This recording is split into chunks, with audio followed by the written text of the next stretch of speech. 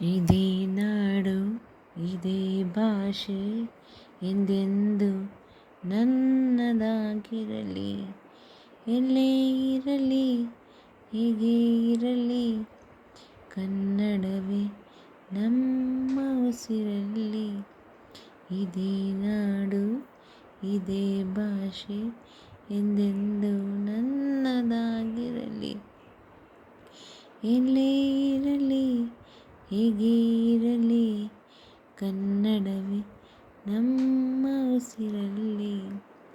ಕರುನಾಡ ಸ್ವರ್ಗದ ಸೀಮೆ, ಕಾವೇರಿ ಹುಟ್ಟಿದ ನಾಡು.